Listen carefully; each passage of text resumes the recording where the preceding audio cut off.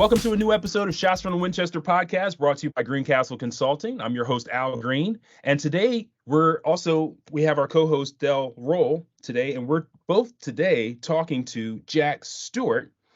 Let me just give you a real quick breakdown. So Jack Stewart is a former U.S. Navy Top Gun adversary pilot. And he's written this exhilarating military thriller packed with high octane action that's coming out real soon called Unknown Rider. So we're gonna just jump right in with Jack. We're gonna talk about Unknown Rider, and that book's coming out in November, right, Jack? Yeah, November 21st. November 21st. So, guys, look forward to this. You know us. We've been interviewing a lot of authors coming on, and I'm hoping everybody's been, picking up these books, reading these books. You've already got praises for the book, and it hasn't even come out yet. You've gotten praises from Jack Carr, Brad Taylor, Don Bentley. Tell us a little bit about what motivated you to write this book, and what's the future? Do you have more in you?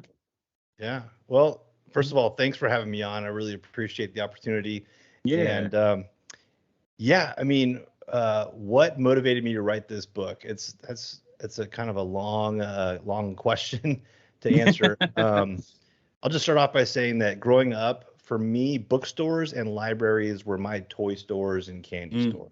Yes. I used to go to the summer camp and when I was a little kid, and it was underneath the public library. And so I'd always ask the camp counselors, like, hey, can I go up to the library? And that's when my mom and dad would come back to pick me up and take me home. That's where they could find me, was the library. For me, books were it was my passport to adventure. Whatever I wanted to learn about, whatever I wanted to read about was there. And so writing was just a natural extension of reading, because, once you have that creative juice flowing in your brain, right, then you start making up stories. And I was always scribbling, cartoons, little short stories. I did my first novella when I was in junior high. Wow. And nice. it was all terrible, right? Everybody who starts off writing thinks they're good, but it's actually not. And so when I decided to take this writing thing seriously, which was it was right around the beginning of COVID, so 2020. We all had some free time on our hands, and I said, you know what, I'm going to actually try to make a go at this. And so I had my first book I'd been working on for probably like 5 or 6 years, and I decided I'm going to finish it. And so I decided to take it seriously. Again, thought it was great.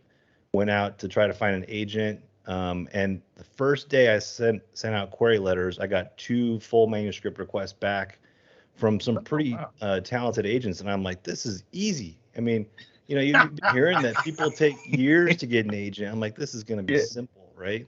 Yeah. And, those ended up being no's, but I just kept learning, kept practicing my craft, wrote 4 more books before I finally got my agent, John Talbot, who's a really talented agent in the thriller genre.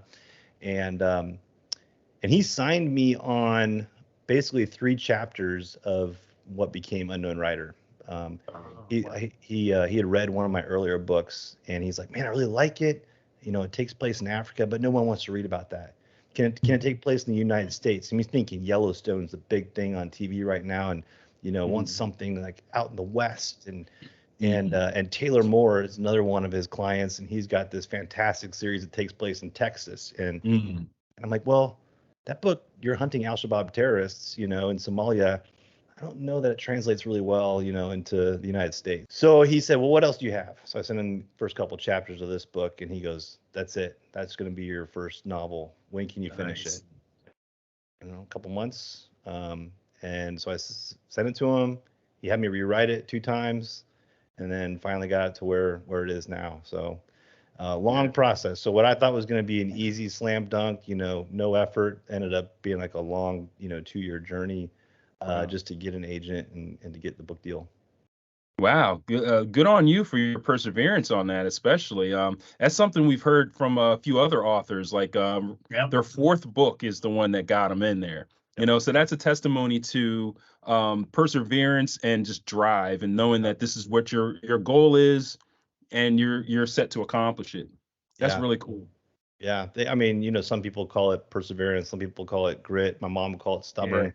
It's all the same thing though, It's right? coming from the same thing. Yeah. Yeah, yeah. And I think, people that come from my background, who are fighter pilots or, special operators or, intelligence types, like, there's a certain drive that those people Mm, have, yeah. and unfortunately that drive can be good and it can be negative, right? I just try to make it more towards the good end of things. Yeah, for sure. Oh, absolutely. And it's funny. It seems that the fourth manuscript is like the Cinderella manuscript, because I've heard that from you. I've heard that from Don Bentley. I've heard that Yep. from Nick Petrie.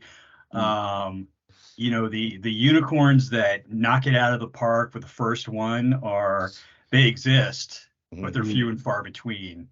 Or And maybe it's they're just smarter and they actually hone their craft before trying to put it out to the world, you know. and I remember you reprimanding me for self-deprecating humor. So That's true. that could very well be the case, my brother. It seems the case to be is to just write 3 books and and put them on a shelf, and then Yeah. write your 4th book and then go after it. Honestly, I think that the process of not achieving the first, the second, the third, I think is like the universe saying, hey, you're going to get there, but if you don't make it, Right. through these first 3 books, then Yeah. you're not going to know what to do later on and later on. So that 4th book just tells you, this is who I am, this is my voice, Mm. and in your case it feels like more like it was just timing, the timing of the story. Like your story about Africa may take off later because something happens in Africa and everybody's like, hey, we need something from Africa. Right. You already got the content ready to go. Yeah, and Mhm. and some people say that, those early works, can just go in the trash and they aren't Mm, important, but not only are you developing your craft and you're honing your craft with those works, but there are probably, scenes in each of those that you can probably pull out and use in later exactly. works. So Yeah. I know Mark Graney, who's another extremely talented author who, gave me praise for this book, which I'm extremely thankful for. He said that, those early works, he ends up picking them clean. They're like these corpses in the desert that you can go back to and just, oh, that piece of meat's still there. Let me grab that and stick it in this Mhm. story. So he's picked some of those early works clean in his later projects. And I like that analogy because I've Yeah. done that definitely with some of my earlier projects. I was like, well, the story itself wasn't good, but maybe there were individual scenes that I thought were really good, and I can pull those Yeah. out and use them.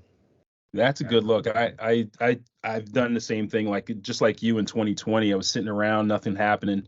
Events dried up. As a videographer, that's kind of like, oh no, and I had a bin full of notebooks that I've been writing it for like 20 years, just all kinds of stories and things like that. And I really just started cannibalizing a lot of different details from different characters and different universes and whatever worlds I was creating, and combined them into a story that I'm working on now.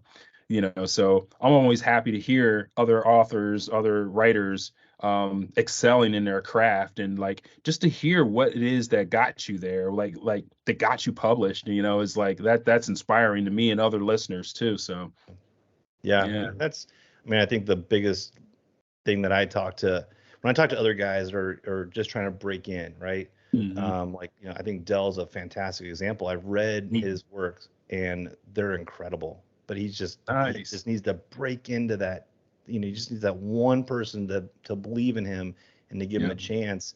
And he could very well have given up after the first book, right? Hmm. It's too hard, and I hear that all the time. How many Mm. people go out there to try to, make it, and then the first one gets rejected, or let's say they get an agent and then they go out on what's called submission to the publishers and they reject it. Mm. You know, Yeah. another good friend of mine who's also one of John's clients, Steve Zaney. His first book, they went out and tried to sell it and nobody picked it up.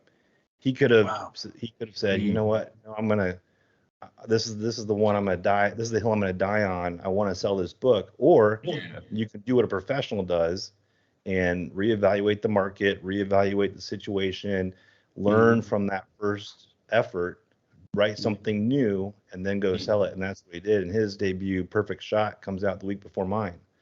And he sold St. Martin's Press. So, I mean, there's persistence, but it's also kind of, you got to be smart about it, right? You need to take a look at what the market is looking for.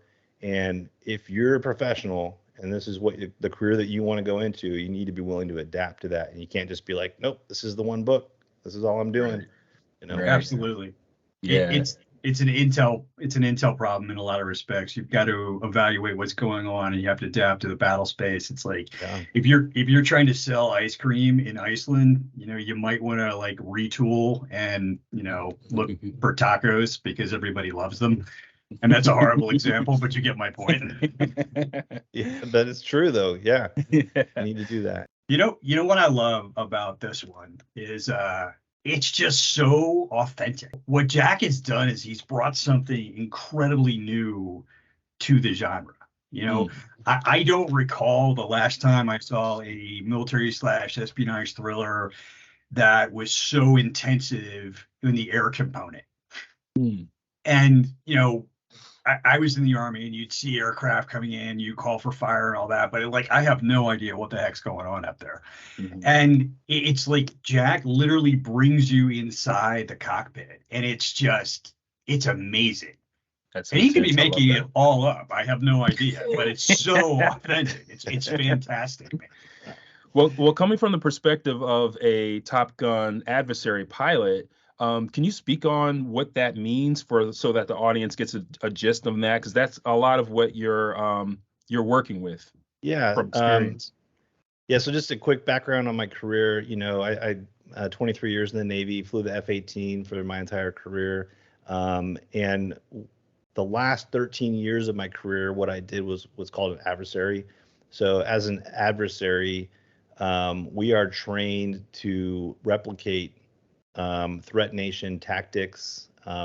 We are trained to fly the F-18 or whatever platform we fly, like a MiG-29, like a Su-27, like, you know, former Soviet Union, Chinese, whatever the threat is, we're trained to fly and fight like that plane, those pilots, to give our active duty pilots an opportunity to practice their tactics and to see how they work up, you know, compared to threat tactics.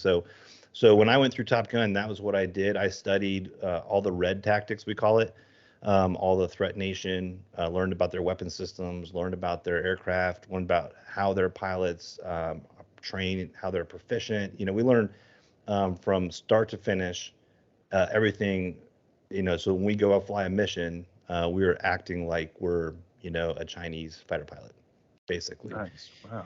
And so when we go through the course, we are the ones that are planning what the bad guys are doing. So for instance, if the fighter's objective is to go bomb a target, our job is to defend that target.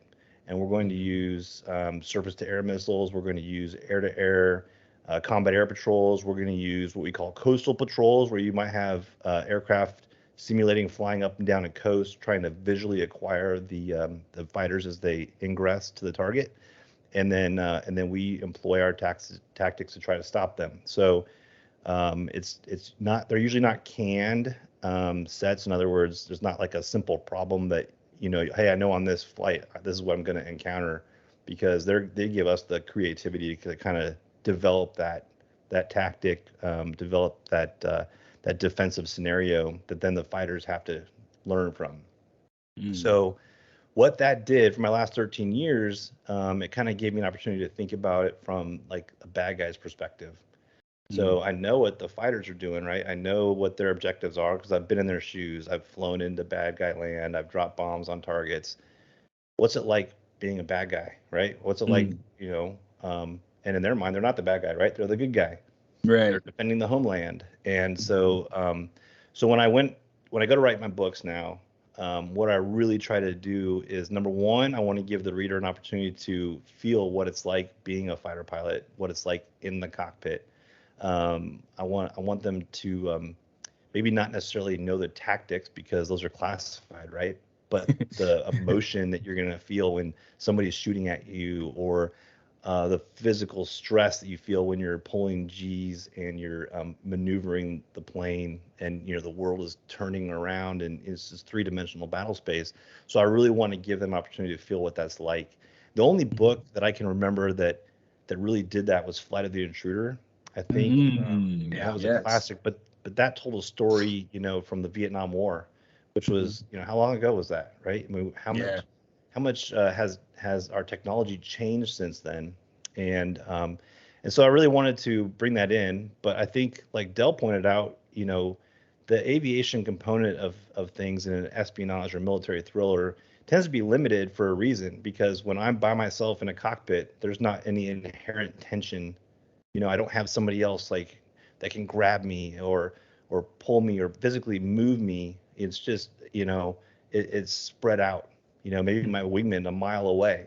So how does that tension, how do I bring that tension into the story? And every good thriller needs to have tension. Every good thriller needs to have a plot. And as cool as I think flying fighter jets is, and dogfighting and dropping bombs, there's just no plot there. Like there's no story there. So that's where the espionage piece for me comes in. And I think, a lot of viewers and listeners can probably attest to this, that the espionage exists in our world today in the most unlikely places. And that's what I wanted to point out with this. Like, here's a pretty insidious intelligence organization from a foreign country, from a what we'll call a threat country, in our country, in the United States, doing stuff. And it's going on today. It's going on. Readers can't even see it, right? The viewers right now, they can't see it, but it's happening. And so I wanted to give a glimpse into that. I wanted to show how that is impacting, the world at large. And so my whole story takes place in California, off the coast of California. And I really believe that stuff like that is happening today. And it doesn't need to be some grand, World War scenario where this is kind of taking place, but it's kind of like underneath the headlines, Yeah. And in some cases, these are preventing like those world wars from happening, because certain situations are being quelled before they actually expand, become larger and out of control. Right. So definitely thank you for your service, especially for delivering this content to like a broader audience, so that people can understand what it feels like to be in these situations. Definitely. And you had mentioned Dell too, and Dell has been working on his book for a good minute. And I feel like a lot of these interviews that we've been doing is definitely reminding me that I need to read your transcript, my friend. Well, I can tell you his latest one is phenomenal. Yeah. I mean, I was blown away. In fact, I sent him a few late night texts because I'm like, I'm losing sleep thanks to you, because I couldn't put his book down, So I read a short that he wrote, and it was awesome too. So I'm looking forward to seeing some of his content too. But yeah, I very much appreciate it. But I love what you just said, Jack, about, that's the beauty of fiction, is that sometimes you have this opportunity to educate people, right? And not just like, what is it like to be in that cockpit? Because at a certain point, you're never going to understand that, right? Right. But at the same time, I mean, you bring up an excellent point. There are foreign adversaries that are operating inside the United States on a daily basis, all over the place. Yeah. And especially when you have like a guy like yourself who knows what he's talking about, or Taylor Moore, or whomever, that can craft a story that enlightens people that, these things are happening around us all the time. Mm-hmm. It's not make-believe. And if anything good comes out of it, and if a private citizen sees something that, hey, that doesn't look right, that can make a huge difference because, it's kind of like hockey. Sooner or later, somebody's going to get a puck in the net. I don't play hockey, so that may not be the best analogy, but you get my point. No, I mean, I love this book. It's fantastic. Especially, the way it starts out with the UAPs. And I was like, damn, that's crazy. No, it's fantastic. And I'll tell you what, I've read Jack's the next one that's coming out, Outlaw. Even better. Even freaking better. I mean, I am just so jazzed to see where this Battleborn series is going to go because it is awesome. It is so awesome. Thank you. Thank you for that. And that's, as a writer, when you work so hard on something, on telling the story and putting it out there, you really hope that the readers take as much enjoyment out of it as you put into writing it. And there's a little bit of a cringe moment where you're like, please like it, please like it. So hearing you say that you enjoyed the second one even more makes me happy because I really think that one is also better than Unknown Rider. But again, that's just part of getting better. I'm always wanting to push myself, always wanting. I don't want to just crank out the words and put out a subpar story because as a fan, as a consumer, one of my biggest pet peeves is when you read someone's debut and it just knocks it out of the park and it's fantastic and you can't wait for that second one to come out and it's a complete letdown. To me, that is so heartbreaking, and it's not conducive to a long-term career, and that's not what I want. I want to satisfy the readers and always push myself. So thank you for that. No, absolutely. I meant every word of it. It's phenomenal. You're gonna love Outlaw. Outlaw takes stuff in a different direction. I mean, you've still got some of the same core characters, and you're just like, wow. And it's so topical too. It's the sort of thing that, if you pay attention to the national security environment, it's a scenario that we need to be best prepared for. You shine a light on something that I think a lot of citizens just don't think about.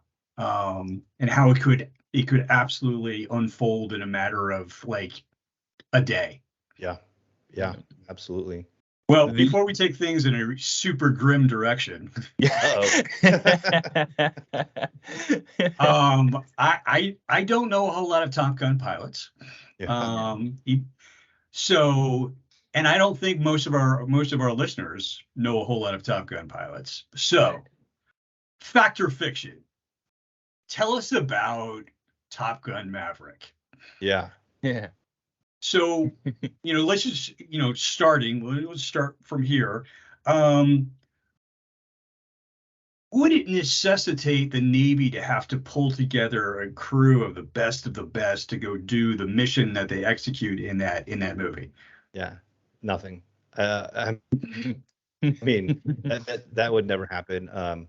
That's one of the things that I took pride in my job as an adversary pilot. Was that we trained active duty pilots from the most junior, lieutenant junior grade on his first cruise all the way up to the commander of the air wing, and we prepared them, and every single one is completely competent in operating that weapon system. So Top Gun Maverick in putting together a bunch of Top Gun graduates to go do this mission would never happen.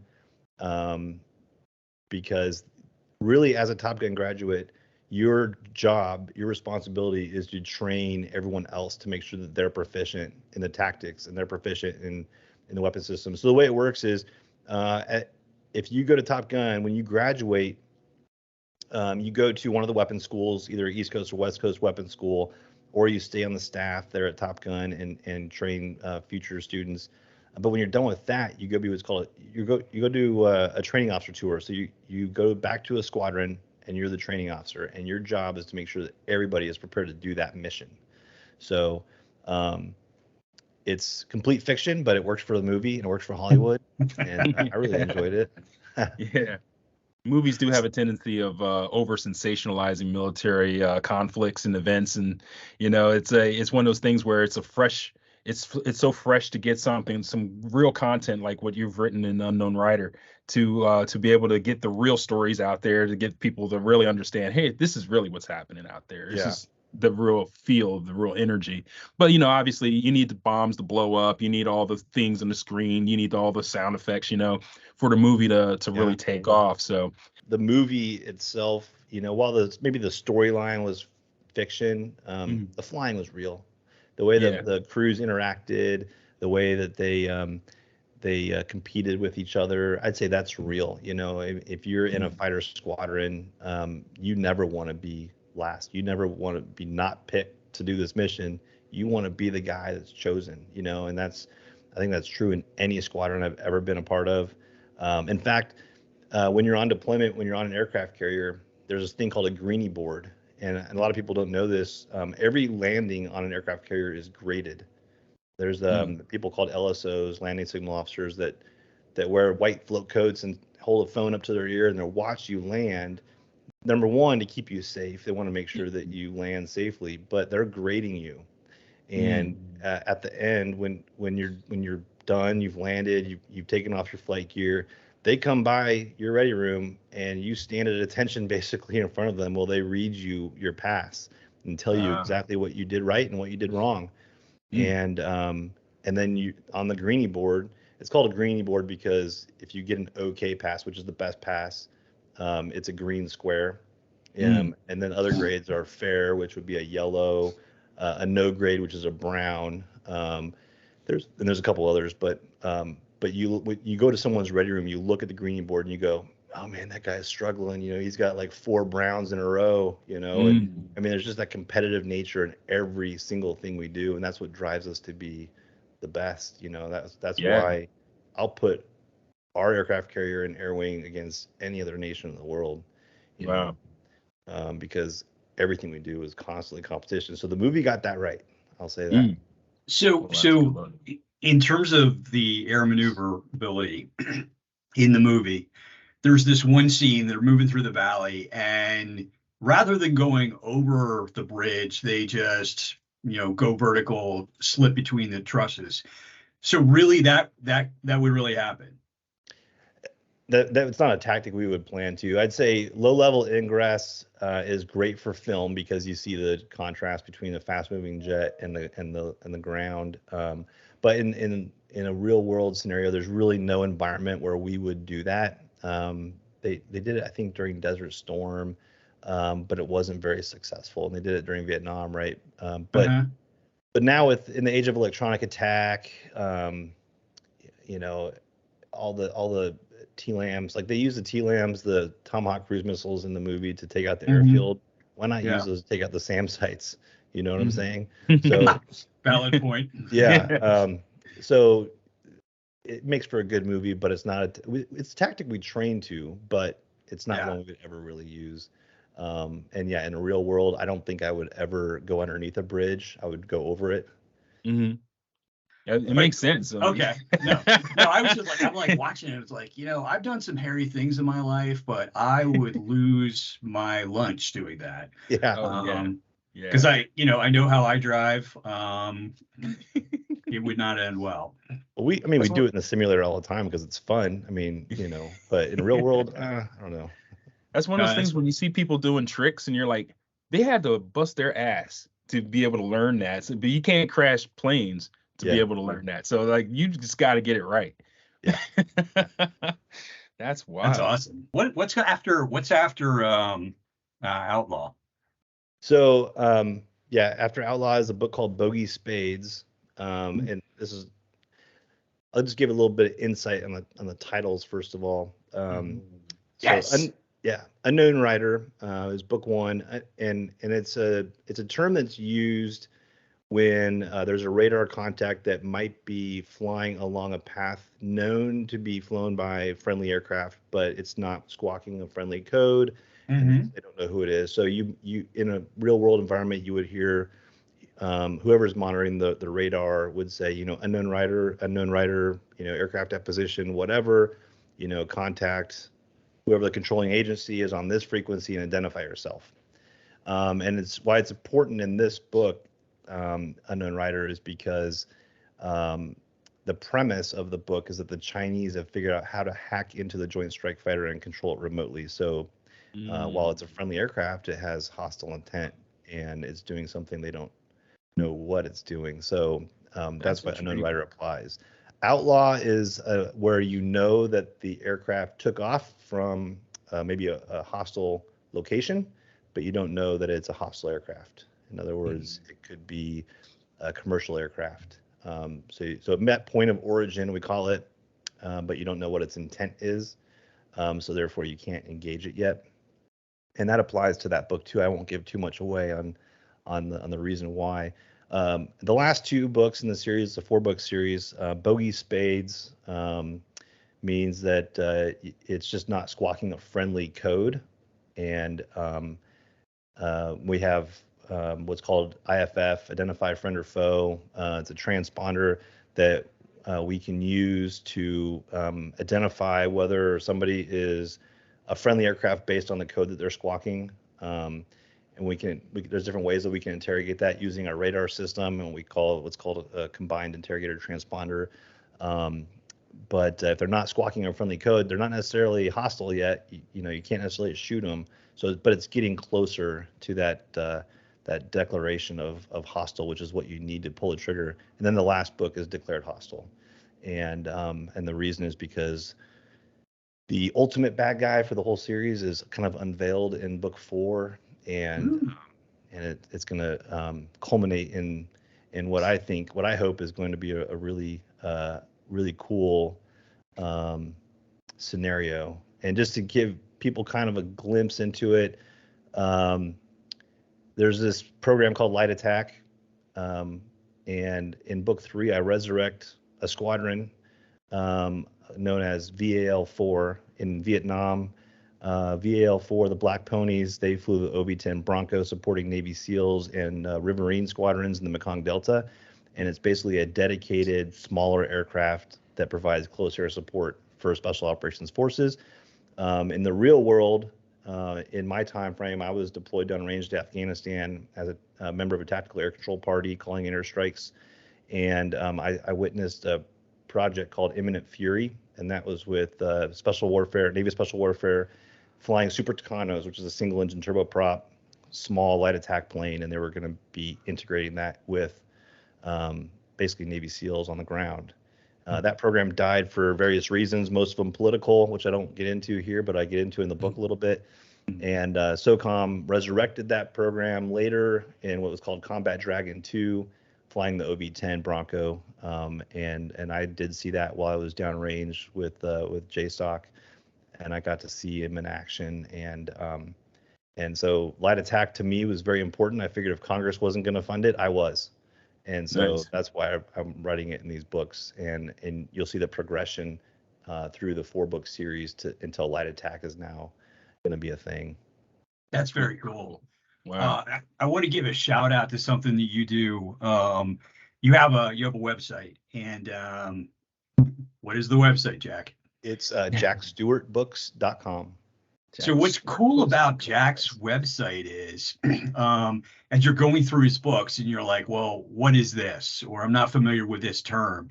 If you go to Jack's website, he's got an entire glossary page on the website. So there's like this interactive component to his writing where, you can read the book and then you go to the website and you can learn even more about combat aviation. So it's a really, really cool combo. I like it a lot.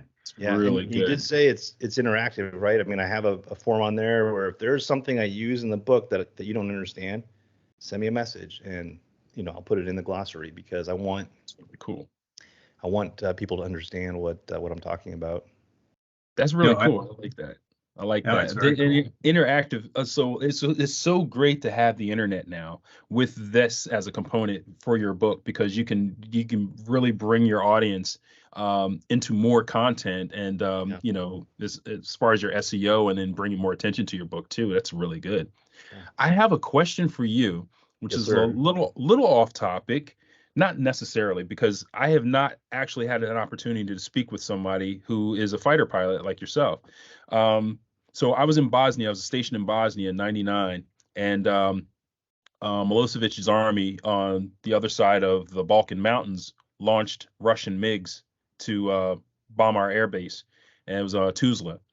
And so I'm in a hunker down in a bunker, and waiting to hear from the sergeant of the guard what's going on out there. And I'm hearing pops and pops. And from what I understand, after it was all said and done, they launched ships from Aviano Air Base in Italy to take them out before they even got over the mountain. And I thought, that's absolutely crazy. How they got there before they even came over the mountain range was insane. It's like, Yeah. what type of so in '99, I guess, what were they flying at that point? Coming sure out it was of probably F-16s there at Aviano. 16s. Yeah. Yeah. So the differences between a Russian MiG and the F-16, is that a faster jet? It depends on which MiGs that they were flying, what Russian platforms they were flying on. I can't remember what they were flying at the time. Probably not faster, but what I will say is, for an environment like that, they would usually have aircraft on what they call a strip alert or some sort of alert posture. I think in my second book, Outlaw, I talk about kind of the alert that we would stand on a carrier, which was very common. If the carrier is passing through the Straits of Hormuz, for instance, we would have aircraft on what was called an Alert 5. And that meant, the pilot was strapped into the jet, ready to go. Everything was on except for the engines. And so all you had to do was start up the engines and take off. So they could be airborne in 5 minutes. So and usually you'd have some sort of intelligence gathering aircraft or some other sensor that would tell them, hey, these hostile aircraft launched. And immediately the call goes up, hey, launch the alert aircraft. So within 5 minutes, they're there and airborne. And now where the MiGs might not be flying as fast as they can, maybe they're flying more fuel conserving. When you're on alert and you're trying to effect an intercept, you are full afterburner as fast as you can get to intercept, whoever's coming. So there's a good chance that those F-16s or whatever they were at Aviano probably were on an alert posture, and they received some sort of tipper that those aircraft launched, and so they were ready to go. Yeah, they were there and knocking them out like real quick. I was like really surprised by that and very thankful. Yeah, absolutely. Absolutely. That's awesome. That's awesome. I mean, having been on the ground, I've been very, very thankful for the my brothers and sisters up in the air as well. Yeah. Oh, for sure. Definitely. So Jack, separate from the Battleborn series, what else have you got going on?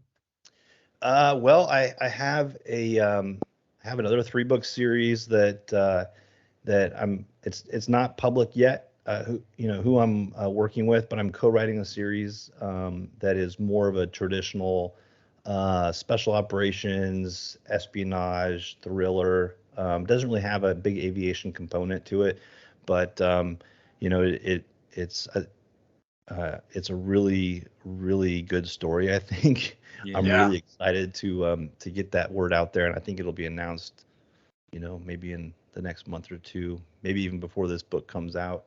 Nice. But that's a 3-book series that I've written the first book. I think that's scheduled to come out sometime in the spring of 2025, and then each year after for the rest of the 3 books. So once I finish Bogey Spades that I'm working on now, once I finish that, I'm switching over to finish book 2 in that other series, and then I'll wrap up the Battleborn series with Declared Hostile, and I'll be turning that in next summer. So awesome. Man, you got a lot on the plate. I do, and I have a day job, and I have kids, and it's never ending. Wow, yeah, making it happen. Jack does have a day job, and he can talk about that if he wants, but he has got to be one of the most well-traveled emerging authors out there. He's kind of like Bono. He just shows up. It's like all of a sudden, David McCluskey's having a book signing, and poof. Yeah, there I am. Yeah. That's awesome. Well, I like to support my friends, and that's one of the great things about this business is I've made some incredible friends and other writers, and there's nobody that understands the pain of going through a book and editing it like another writer. And so it's kind of good to go commiserate, and hey, I'm in town, Dell. Let's go have a beer, and it's easy because I'm an airline pilot, so I do fly for my day job, and I do get to travel, and not that I pick my layovers based on where my friends live, but whenever I happen to be where one of my friends lives, I can guarantee that I will call them, and most of them blow me off, but every once in a while, we'll get to meet up and have dinner or drinks or something. You have a question that you like to ask. Oh, yes. Yeah. Right. So whenever we have an author who touches upon the theme or the genre of espionage, right? Yeah. And we it's become kind of like a kind of little tradition. But who's your favorite Bond? My favorite Bond, Sean Connery. It has to be Sean Connery. Mm-hmm. Okay. There's no wrong answers. Yeah. Yeah. I think Daniel Craig did a fantastic job. It's probably my second favorite, but to me, Sean Connery is so iconic that, he has to be. I'm curious to know if they're going to continue, and if they do, who it will be. Yeah. It's going to be weird because, there's a lot of pressure and talk about him being of a different ethnicity or a different gender. And after 25, 26 films, he died at the end. Right. So you just on one, it's been out for a couple years now. But the point is, it's like this is either a monumental moment where they can go off in a completely different direction, right, or just stop. Right. Yeah. Thanks. Jack, thanks for the chin wag. Absolutely. Yeah. Yeah. Thank you so much. And to our subscribers and people who are just watching this, if you haven't subscribed yet, please subscribe to Shots from Winchester podcast. We're bringing you great content like this every week. Make sure you hit the like button. If you enjoyed this content, please hit the like button. That helps us out. And it also lets us know what you like so that we can get more content like that out to you. So thank you again, Jack, for being on the show. Thank you, Dell, for co-hosting, bringing some good energy to this show. And we'll talk to you later. Thanks for having me. Thanks for tuning in. If you found this content to be useful and entertaining, do us a favor and hit the like button. And while you're at it, hit that subscribe button. You can stay up to date with new episodes that we post every week. See you in the next episode.